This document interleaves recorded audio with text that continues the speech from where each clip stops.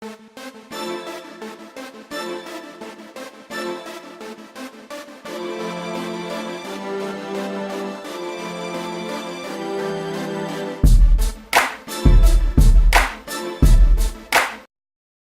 guys, it's Malika Muhammad from theindustryblogger.com, and here with me is Lonnie Moore. Fast lane, my campaign.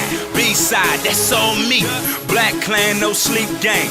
Come join my army. They calling me a young king, aka young Braveheart. I need dead presidents in my hand and my pockets to be my graveyard. Yeah, Fast Lane campaign representing Lonnie Moore down here. What's up? HD Dreams 2. So it's been a few months since you dropped HD Dreams. Were you expecting the response you received from that mixtape?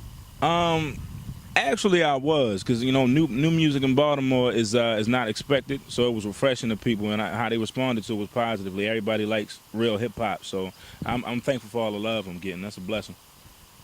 And what other opportunities has opened since you dropped that mixtape in August?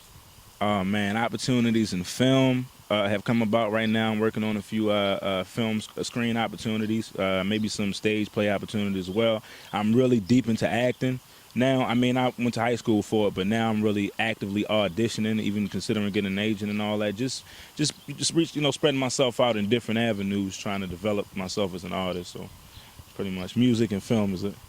Yeah. All right, so for HD Dreams 2, what are your themes on that? Are you going to release that?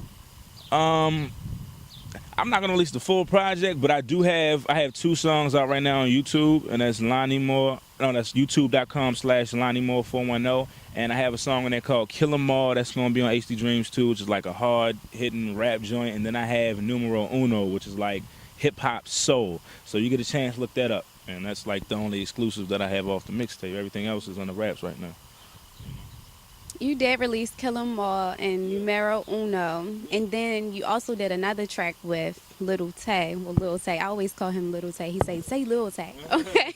Yeah, that's the homie. With Lil Tay. So I'm just looking at the title of each of those songs, and it's kind of like you're killing the competition. Was that planned at all to have those titles like that? Of course, there was planned for me to kill competition. There's so much comp in like the music industry, period, and it's like only the greatest artists or the most hardworking artists are really gonna be heard. So I figured I would just stop beating around the bush and just address them head on.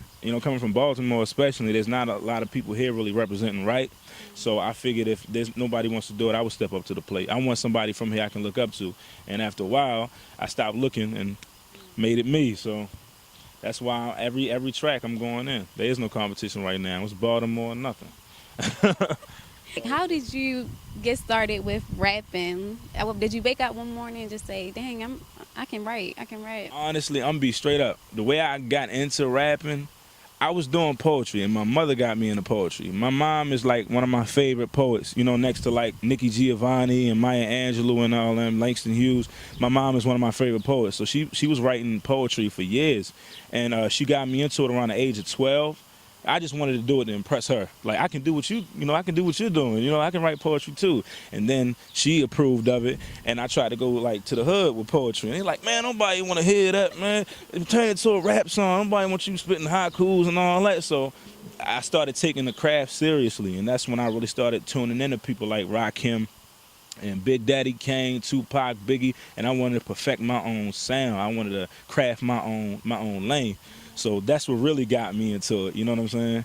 The poetry. So. I know you say it's not much competition in Baltimore, but if you absolutely had to choose one artist who you feel like you could look up to, or somebody that really was an example of a great artist, who would it be?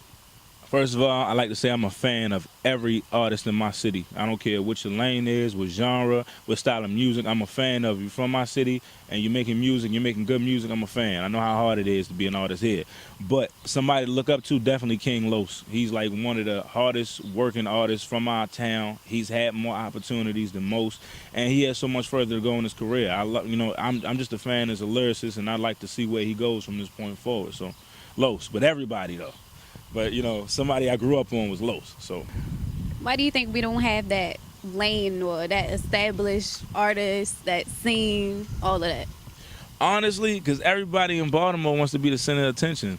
It's like even the dudes from here who can't even rap want to be rappers because they want to be seen. My personal opinion of it is, if you don't have a thirst for it, if you don't have a hunger or a passion to be a real artist, then I wouldn't even be involved in it. But aside from that, everybody wants to be important. You know what I'm saying? Like we could be a scene as a whole if everybody contributes, and what they do specifically. You know what I'm saying? Instead of trying to do everything. And Everybody's basically take a part, everybody wants to be. And Baltimore has a messiah complex. Like they waiting for that huge artist to come open the doors. Like that could be any of us. You know what I'm saying? It might not even be me. It might be somebody else. But every day I wake up, I'm gonna make that my goal for that day is I'm gonna put the city on. You know what I'm saying? So Baltimore is about, well, if I wanna simplify it, it's just like humble yourself, like no egos, and we all need to stick together, and we can accomplish anything because we have so much culture to offer. Like Baltimore has contributed to a lot of things in the world that we don't get credit for, and we need to acknowledge each other, and we're gonna be the biggest thing ever.